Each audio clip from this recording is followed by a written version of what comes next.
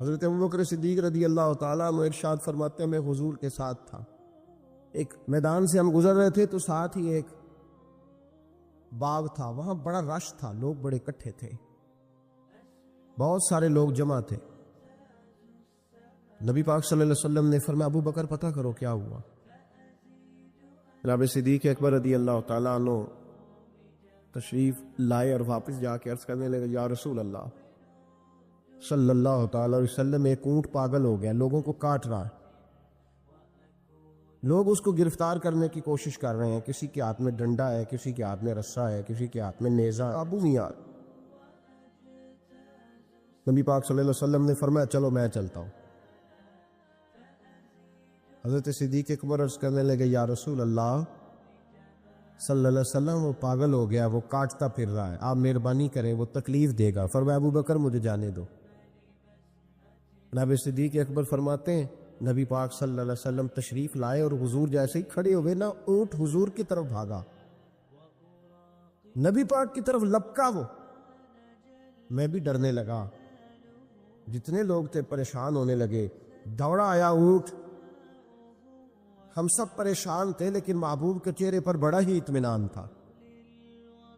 فرماتے اونٹ دوڑا آیا اور سیدھا آ کے اس نے حضور کے قدموں پہ سجدہ کیا، اور جناب صدیق اکبر فرماتے ہیں اس نے حضور کے کان میں کچھ کہا تو نبی پاک کی آنکھوں میں آنسو آ گئے۔ کس کے دکھ پر؟ او بھائی غور تو کرو، اس بات کو سمجھو تو صحیح، تو جیتے جاگتے ہنستے کھیلتے انسان کے دکھ پر پریشان نہیں ہوتا،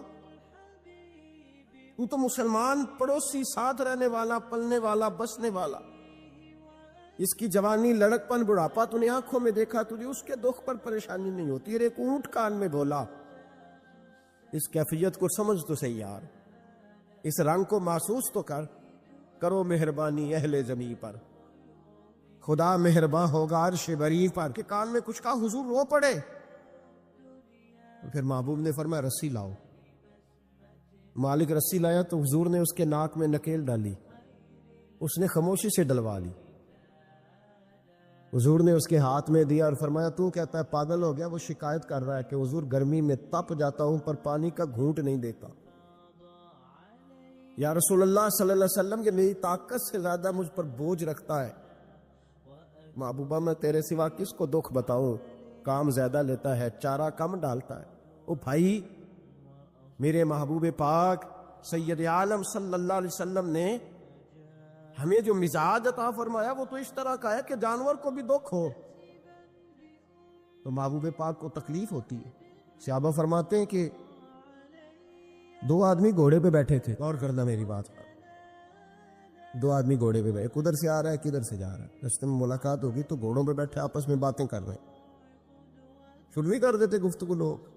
ہمارے زمانے میں تو کوئی بندہ تھوڑا تگڑا ہو، وہ کار پہ آ رہا ہو اور جب سے ایک دوسرا چودھری کار پہ آ جائے تو ساری سڑک بھی بلاک ہو جائے تو کہنے نے کوئی آگ بجھا نیچے جا کے، تو نہیں پتا دو چودھری کھلوتے نے، انتظار کرو، ٹھہر جاؤ، تمہیں نہیں پتا کہ ہم شیخ صاحب ہیں، کل ہی تو کار نہیں خریدی اور تم کہتے ہو رستہ دے دو، یہ کیسے ہو سکتا ہے؟ اور میں نے بڑے بڑے عجیب لوگ آنکھوں سے دیکھے، بڑے عجیب لوگ، شیشہ کھول کے گاڑی کا کہیں گے ٹھہر جا کو جلدی ہے، بھائی تو شارع عام پہ کھڑا ہے اور تجھے رستہ کھولنا تیری ذمہ داری کا حصہ ہے، لیکن وہ کہتا ہے کہ 4 فٹ میں آپ چڑھی ہے، تو کیسے کہتا ہے کہ رستہ؟ یہ جو خوبصورت مزاج قومیں ہوتی ہیں ان کا یہ رویہ نہیں ہوتا کہ جہاں طبیعت چاہے، جہاں جس طرح اس کا دل چاہے وہ کرے۔ تو خیال کریں کس چکر میں قوم پڑ گئی۔ اس کا مطلب یہ ہے کہ جس کو مرضی تکلیف دیتے پھرو۔ نبی کریم سید عالم صلی اللہ علیہ وسلم نے فرمایا اللہ نے میری برکت سے ساری زمین مسجد بنا دی ہے، جہاں نماز پڑھو گے اللہ قبول فرما لے گا، لیکن فرمایا رستوں میں نماز نہ پڑھنا، لوگوں نے گزرنا ہے، رستوں میں شارع عام پر نماز کی نیت باندھنے کی اجازت نہیں ہے۔ تو میرے عزیز بھائی غور فرمائے، دو آدمی، ایک ادھر سے گھوڑا لے کے آ رہا ہے، کدھر سے جا رہا ہے، دونوں جا رہے تھے، آپس میں دونوں نے بات چیت شروع، قریب سے نبی پاک صلی اللہ علیہ وسلم گزرے تو سرکار رکے، ان دونوں کو فرمایا نیچے اترو بھائی گھوڑوں سے. اتر آئے. 2 جملے محبوب نے، خیر الکلام ما قل ودل، 2 جملوں میں بات محبوب نے مکمل کر دی. فرمایا جانوروں کو سواریاں بنایا کرو، کرسیاں نہ بنایا کرو. سواریاں بنایا کرو انہیں، کرسیاں. جب بیٹھنا ہو تو نیچے اترو، کسی کرسی پہ بیٹھ کے بات کرو. یہ سواری کے لیے ہیں. ان کے اوپر بوجھ اس وقت بنو جب تم نے سفر کرنا ہے. تم بوجھ بن گئے تو جو محبوب سید عالم صلی اللہ علیہ وسلم اتنے جذبات رکھیں کہ کسی آدمی نے جانور کو کھڑا کر کے صرف سواری کر لی، محبوب تو اسے منع فرمائے. اور یہاں ہم جیتے جاگتے لوگوں کا رستہ روکیں، ایمبولینس کو رستہ نہ دیں. ان گاڑیوں کو جو امدادی کاروائیوں کے لیے پہنچ رہی ہیں وہ کہیں کہ صاحب رستہ دینا پسند نہیں کر رہے. تو بھائی رحم اور کرم جن جذبات میں ہوتا ہے، جن سینوں میں ہوتا ہے، ان سینوں کو میرا رب محبوب رکھتا ہے، ان کو پسند کرتا ہے. امام غزالی رحمۃ اللہ تعالی علیہ طریقت میں، تصوف میں، منطق میں، فلسفے میں، حدیث میں، تفسیر میں، ہر جگہ امت کی رہنمائی کرنے والی شخصیت. امام غزالی رحمۃ اللہ علیہ وصال کر گئے. ایک آدمی آپ سے بڑی محبت کرتا تھا، وہ کہتا مجھے امام صاحب خواب میں ملے. تو میں نے کہا حضور انتقال کے بعد آپ پہ کیا گزری؟ تو فرمانے لگے میں نے اپنے رب کو بڑا ہی کریم پایا ہے، میں نے اپنے مالک کو بڑا ہی مہربان پایا ہے، وہ بڑا معاف کرنے والا ہے. تو فرمانے لگے میں نے عرض کی کہ حضور آپ نے دین کی نوکری بڑی کی، خدمت بڑی کی، کتابیں لکھی، درس، تدریس، واعظ، نصیحت، تبلیغ، بڑا کچھ کیا، اس سبب سے اللہ نے آپ کو معاف کیا. تو امام غزالی فرمانے لگے نہیں بھائی، سبب تو کوئی اور چیز بنی ہے. اب وہ کیا؟ تو امام صاحب فرمانے لگے میں ایک دن تحریر لکھ رہا تھا تو اپنا قلم میں نے سیاہی میں ڈبویا. گرمی بڑی شدید تھی. جب اس قلم کو میں لکھنے کے لیے اٹھا رہا تھا نا تو ایک مکھی آ کے بیٹھ گئی اور وہ سیاہی چوسنے لگی. میرے دل میں خیال آیا بیچاری پیاسی ہے، چلو اچھے طریقے سے چوس لینا، اس کی گرمی تھوڑی ٹھنڈی ہو جائے تو میں دوبارہ سے سیاہی لگا لوں گا. فرماتے ہیں میں نے اسے وہ موقع دیا، اس نے اچھے طریقے سے اس سیاہی کو پی لیا. وہ تو اڑ گئی، بات ختم ہو گئی، میں بھول گیا، کبھی یاد ہی نہیں آیا. فرماتے ہیں جب میرا حساب ہونے لگا تو مالک کونین نے پوچھا غزالی وہ جو مکھی پہ رحم کیا تھا تو تیرا اس سے کیا لالچ تھا؟ کیا لالچ تھا؟ نہ تو اس کا کوئی ووٹ بینک تھا، نہ تیرے کام آ سکتی تھی، نہ وہ کوئی ڈیوٹی کر سکتی تھی، نہ تیرے کوئی وہ تیری تعریف کر سکتی. اس بے زبان سے کیا لالچ تھا؟ کیوں موقع دیا؟ تو امام غزالی فرمانے لگے مولا تیری مخلوق سمجھ کے، اللہ تیری مخلوق سمجھ کے. تو رب کریم نے فرمایا تو میری مخلوق پہ رحم کرے تو میں تیرے اوپر رحم نہ کروں؟ کھول دو جنت کے دروازے. میں نے غزالی کو بے حساب جنت عطا فرما دی. بھائی شرط یہ ہے کہ تو دیکھ تو صحیح، کبھی تو نے رحم کھایا؟ تو نے کبھی توجہ کی ہے؟ ہمارے دائیں بائیں اتنے زیادہ دکھ نہیں جتنے زیادہ ہم لوگ ہیں، اتنے دکھ نہیں جتنے ہم ہیں. اگر تھوڑا سا غور کر، آپ یقین کریں ہماری گفتگو ہماری ذات سے شروع ہوتی ہے اور ختم بھی ہماری ذات پر ہی ہوتی ہے. او بھائی تو صرف اپنے آپ کو سجانے سنوارنے جو میرے ذہن میں آیا، اور یہ جو ہمارے تعلقات ہیں نا دنیا میں، یہ بھی ہم نے اپنی ذات کے لیے رکھے ہوئے. یہاں تو سلام اس سے لوگ لیتے ہیں جس سے کوئی کام پڑتا ہے. یہاں تو 2 4 5 رشتے اس لیے رکھے ہوئے ہیں کہ کبھی کوئی مصیبت آ گئی تو کام آئیں. کچھ تعلقات اس لیے تو غریب کو دوست بھی نہیں ملتا، اس لیے کہ اس سے کسی کو کام کیا پڑے گا. لوگوں نے شناسائی بھی ان لوگوں سے رکھی ہوئی ہے جن سے کچھ نہ کچھ ان کے ذاتی مفادات میں بسے. دل نرم ہوتا ہے نا، انسان کا دل نرم ہوتا ہے، تو وہ یہ نہ سمجھے کہ ایک آدمی کا دل نرم ہوا ہے، وہ سمجھے کہ پورے معاشرے پہ اللہ مہربان ہو گیا. دلوں کی نرمی معاشرے میں خوشبو پیدا کرتی ہے، دلوں کی نرمی گھر بساتی ہے، دلوں کی نرمی انسانوں کا انسانوں سے رشتہ مضبوط کرتی ہے. دلوں کی نرمی انسانوں کو انسانوں سے بھی جوڑتی ہے اور انسانوں کو ان کے رب سے بھی جوڑ دیتی ہے۔ دل جب نرم ہوتے ہیں تو پھر معاشرے کے اندر پیار پھیلتا ہے، محبت پھیلتی ہے، مساوات قائم ہوتا ہے، تعلقات مضبوط ہوتے ہیں۔ اس لیے دل، صحابہ کرام میں سے اگر کسی کا دل سخت ہوتا تھا تو وہ نبی پاک کی بارگاہ میں حاضر ہو کے دعا پوچھتا تھا۔ حضرت عائشہ صدیقہ نے کہا یا رسول اللہ صلی اللہ علیہ وسلم دل سخت ہو گیا، تو فرمایا یتیم کے سر پہ ہاتھ پھیرا کر، دل کو اللہ نرمی عطا فرما دے گا۔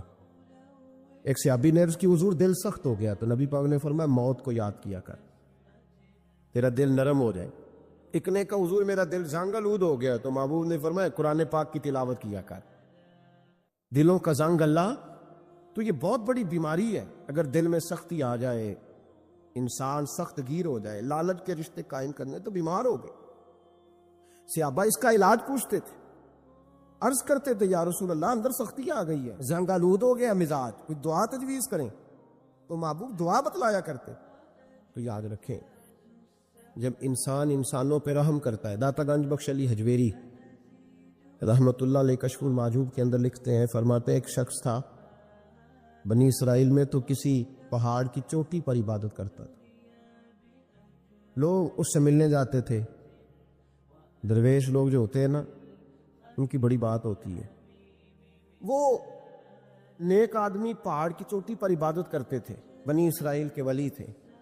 لوگ ملنے جاتے تھے تو رستے میں ایک ڈھلان تھی، لوگ اوپر چڑھتے تو انہیں دقت ہوتی۔ ایک دن اس ولی کے دل میں خیال آیا یا اللہ تو اسے پیدا نہ کرتا تو کیا عرض تھا۔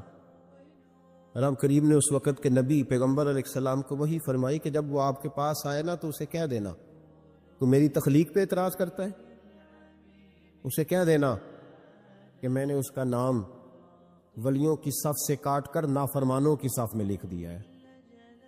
میری تخلیق پہ اعتراض کرتا ہے، میں نے جو بنایا حق اور سچ ہی بنایا ہے۔ وہ ملاقات ہوئی تو نبی علیہ السلام نے فرمایا بھئی رب فرماتا ہے تیرا نام کاٹ دیا ہے ولیوں کی صف سے اور نافرمانوں کی صف میں لکھا ہے۔ بندہ سجدے میں گر گیا، یا اللہ تیرا شکر ہے، یا اللہ تیرا شکر ہے۔ پیغمبر علیہ السلام فرمانے لگے تو بڑا بیوقوف ہے، مقام استغفار اور شکر ادا کر رہا ہے۔ کہنے لگا حضور آپ نے بات ہی بہت بڑی کر دی ہے، میرے رب نے میرا نام لیا ہے، میں کہا وہ کہا، اس نے کہا کہ نام کاٹا ہے، میرے رب نے۔ اللہ اکبر، میں تو سوچ بھی نہیں سکتا تھا کہ میرا ذکر اور وہاں ہوگا، اما میں تو اس کھاتے میں ہی نہیں تھا، اتنی بڑی جگہ میرا تذکرہ ہوا۔ اللہ اکبر۔ پھر وہ عرض کرنے لگے پیغمبر علیہ السلام سے، کہنے لگے ایک آپ نے پیغام دے دیا، اب آپ میرا بھی ایک پیغام رب کریم کے حضور ناز عرض کر دیجئے گا۔ فرمایا وہ کیا؟ کہا عرض کیجئے گا مالک سے کہ مولا مجھے تیری مخلوق سے بڑا پیار ہے۔ وہ جو میں نے ڈلان کی بات کی تو اس لیے کی تو دلوں کے حال جانتا ہے کہ لوگوں کو تکلیف ہوتی تھی۔ مالک کی بارگاہ میں عرض کرنا کہ میرا وجود بہت بڑا کر دے۔ آپ نے کہا ہے نا نافرمانوں کی لسٹ میں چلا گیا ہوں، اب جہنم میں جلوں گا، تو عرض کرنا کہ میرا وجود بڑا کر دے۔ پڑا سارے دوزخ میں میں اکیلا ہی پورا آ جاؤں، میرا نہیں دل کرتا اللہ کا کوئی اور بندہ جہنم میں جلے، مجھے اس کی مخلوق سے بڑا پیار ہے۔ جب یہ لفظ کہے تو پیغمبر وہیں کھڑے تھے، اللہ نے وہی فرمائی، اس سے کہو تو میری مخلوق سے پیار کرتا ہے تو میں تجھ سے پیار نہ کروں؟ اسے کہو تیرا گناہ بھی بخش دیا، تجھے دوبارہ ولی بھی بنا لیا، بغیر حساب جنت بھی دی، اور قیامت میں جس جس کی تو سفارش کرے گا میں اسے بھی جنت عطا کرتا چلا جاؤں۔ شرط یہ ہے کہ تو اللہ کے بندوں سے پیار کرے۔ خدا کے بندے تو ہیں ہزاروں، بنوں میں پھرتے ہیں مارے مارے، میں اس کا بندہ بنوں گا جس کو خدا کے بندوں سے پیار ہو، میں اس کا بندہ بنوں گا جس کو خدا کے بندوں سے پیار ہوگا۔ رحمت کا جذبہ، نرمی، کسی کی خیر خواہی، کسی کے حق میں یہ رویہ کہ میری ذات سے کسی کو نفع ہو جائے، کسی کا فائدہ ہو جائے، کسی آدمی کو کچھ مل جائے۔ مولا رومی ایک بڑی عجیب بات لکھ گئے مثنوی میں، فرمانے لگے بادشاہ بننا چاہتے ہو، مخلوق کے رہنما، مقتدا، لیڈر، سربراہ بننا چاہتے ہو؟ آپ کے سامنے بیٹھے لوگوں نے کہا حضور ہر بندہ ہی چاہتا ہے، تو فرمایا پھر مخلوق کے خدا سے پیار کرنا شروع کر دو۔ مخلوق کا بادشاہ وہ نہیں ہوتا جو دھوکہ دے کے ان کا لیڈر بن جاتا ہے، اس کے دھوکے تو کچھ دنوں میں کھل جاتے ہیں، سامنے آ جاتے ہیں۔ جو آدمی ڈنڈے کے زور پر بادشاہ بنتا ہے اس کی بادشاہی جسموں پر ہوتی ہے، روحوں پر نہیں ہوتی۔ فرمایا تم مخلوق سے پیار کرنا شروع کر دو، اللہ کی مخلوق تمہیں اپنا رہنما کہنا شروع کر دے گی۔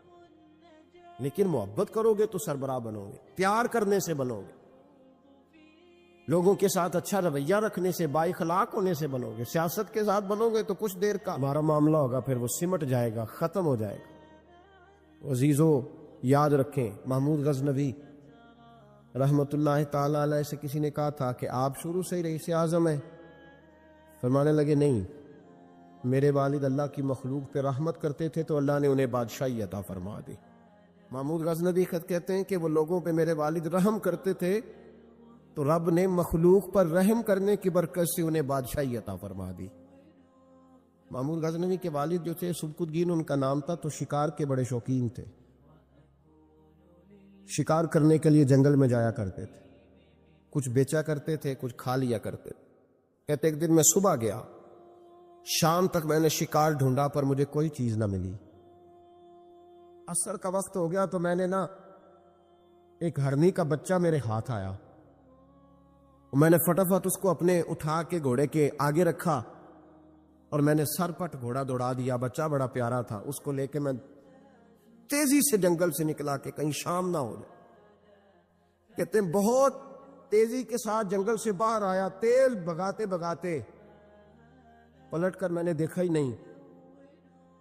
جب سارا جنگل گزر گیا، آبادی آئی، ذرا سستانے کے لیے میں رکا، میں نے پلٹ کے دیکھا تو وہ ہرنی جس کا میں بچہ اٹھا کے لایا تھا وہ بھی میرے پیچھے پیچھے بھاگی آ رہی۔ کہتے میں نے پلٹ کر اس کی طرف دیکھا تو اس جانور کی آنکھوں میں عجیب سی میرے حق میں عجیب سی گزارش تھی، گویا ماں منت کر رہی تھی کہ میرا بیٹا واپس کر دے۔ کہتے میرا یہی کاروبار تھا، جانور لانا، کچھ بیچنا، کچھ کھانا، شکار کرنا، یہی میرا کاروبار تھا، یہی میرا شغل تھا، یہی میرا شوق تھا، اور صبح سے شام تک ایک بچہ میرے قابو آیا۔ سبکتگین کہتے ہیں کہ اس ماں کی آنکھوں میں عجیب سا، یہاں تو ہمارے دیہاتی ماحول میں آج بھی یہ رسم پائی جاتی ہے، ناراض ہو گئی اماں، ساری رات وہ بیدار رہی، بچے پالے اس نے، تو سسر صاحب کہتے ہیں پکڑ لو بچے، بھگا دو اس کو، اللہ سے ڈر نہ، تو بچوں کو ماں سے جدا کر رہا ہے، سوچا ہی نہیں، رکھ لو بیٹا اور بیٹی اور اس کو چلتا کرو، خود ہی تڑپے کی تو آ جائے گی۔ محمود غزنوی کے والد کہتے ہیں اس ماں کی آنکھوں میں نے جب وہ تجسس دیکھا تو ایک منٹ میں نے فیصلہ کیا۔ کہتے ہیں بچہ میں نے زمین پہ چھوڑا اور بچہ دوڑ کے ماں کے پاس چلا گیا۔ ماں نے اسے لے کے ٹانگوں میں اس کو چوما، اس سے پیار کیا، اپنی پیار کرنے لگی۔ فرماتے پھر میں نے دیکھا کہ وہ ماں بیٹا جنگل کی طرف چلے، تھوڑا سا آگے جا کے تو وہ ہرنی پھر لوٹ آئی، میری طرف اس نے دیکھا، یوں لگا جیسے میرا شکریہ ادا کر رہی، اور کہتے ہیں اس کی آنکھوں میں نے عجیب سی روشنی دیکھی، وہ تو لوٹ گئی، اور جتنا سکون مجھے آج ہوا زندگی میں پہلے کبھی نہیں ہوا تھا۔ مجھے یوں لگا جیسے وجود کے سارے بوجھ اتر گئے۔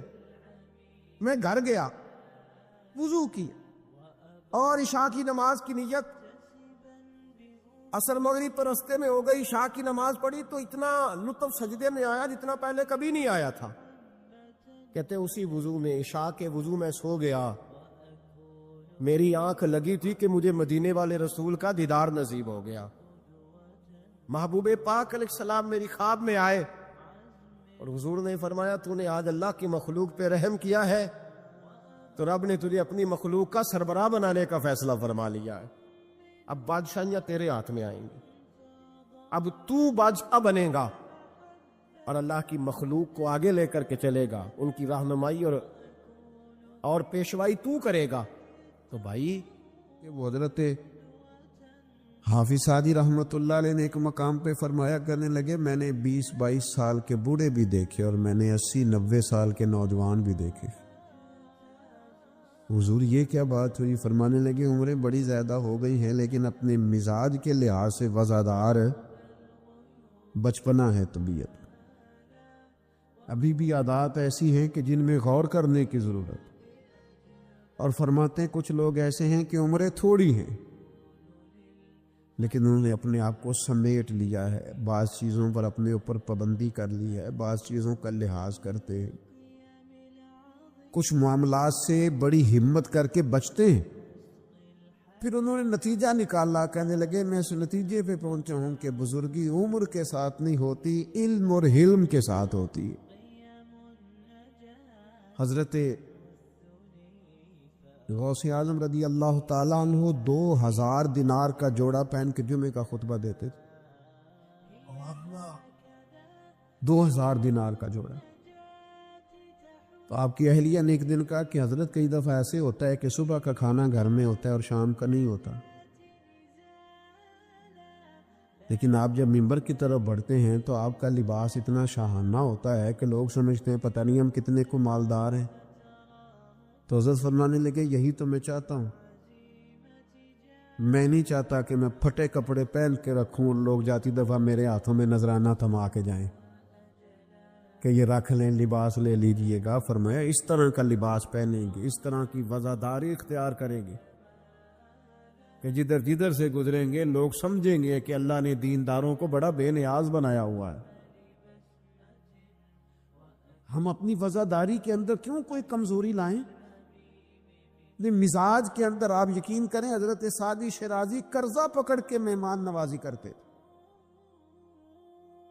قرضے پکڑ پکڑ کے لوگوں کو کھانا کھلانا، اس لیے کہ وزاداری قائم رہے اور کسی جگہ کسی کمزوری کا اظہار نہیں کرنا تاکہ کسی کو پتہ نہ چل جائے، کوئی یہ نہ سمجھے کہ دین کے نام پہ آئے ہیں تو بار بار یہاں سے سوال ہو رہا ہے۔ تو یہ حیا ہے، یہ خوبصورتی ہے، یہ مزاج کا حسن ہے۔